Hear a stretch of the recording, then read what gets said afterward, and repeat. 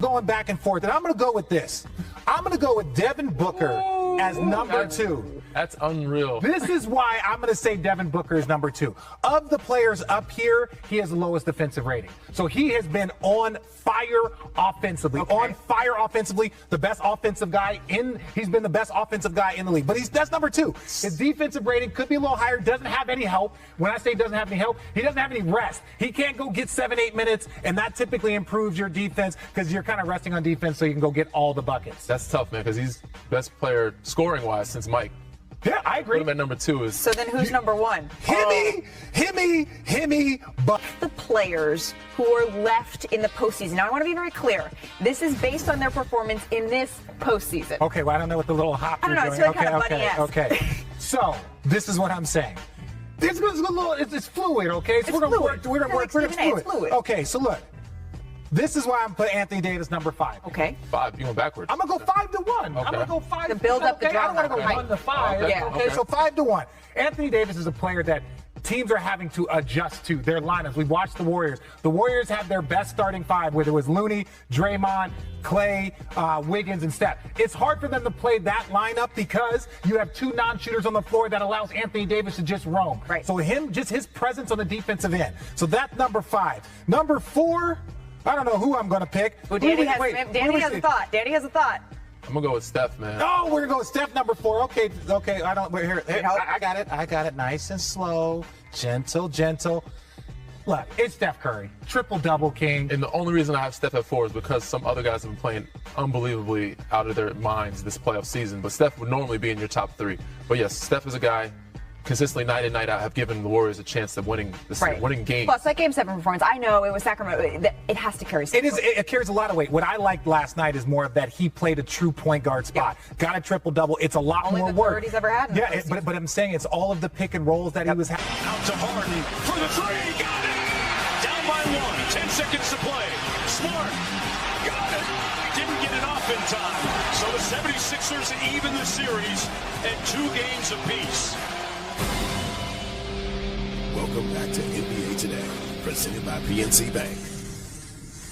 Woo, baby, this is going to be fun. The 76ers, you can see them getting ready for the Celtics tonight. Joel Embiid, he was out on the court for shoot-around this morning in Boston. You can see not wearing a brace on that injured right knee. Significant after he dropped 34 points, logged 46 minutes in Game 4's overtime win. So as for the Celtics side of things, let's take a listen to Malcolm Brogdon at today's shoot-around on Boston's mindset. Focus locked in. It was a must-win for us. It's a must-win. It's a desperation mindset for us tonight. We have to have this one.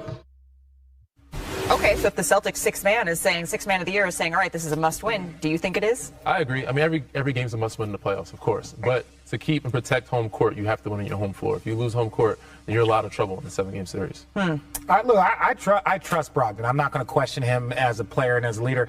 It is a little weird to hear someone, look, this is a must-win. You know, we're playing with desperate. I love you, Kyle. He's giving it everything you got. But Jimmy Butler and his performance, they did it in 5, bro. Yeah. They did it in 5. They sent them home expeditiously. Yeah. And they're about to do it to the Knicks. And on top of it, on top of it, he's 1 game away from sending the Knicks home. Right now, Devin Booker, look, if you're talking about 1 versus 8, now he's got to go against the Knicks, who just destroyed the Cavs. I don't know if you saw it, but it was just. Yeah, but that's all I'm saying. So Jimmy Butler, defensively, offensively, we've seen his epic performances, and they haven't stopped. That's why I think he currently is the top player. Maybe not the numbers, but that's my guy. Okay, so we have 4 players, all in the West. We have 1 player in the East. Kendrick Perkins, your thoughts on this list? Well, it's very funny to me how Danny just said, oh, put Steph at number 4. And you and RJ Malika just said, oh, yeah. That my voice sound like that?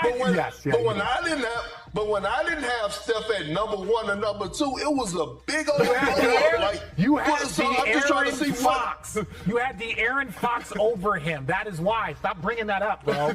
No, I'm bringing it up. And Anthony Davis is too low. Anthony Davis is too low on that list. Like, come on now. Like, when we talk about defensive impact, it's no other guy in the league. We're going to get into Anthony Davis more. We're going to get into Steph Curry more because we still have Tim Legler, and he is coming through. He's going to break down the key adjustment for the Lakers that they made in the fourth quarter last night. You are not going on the game clock.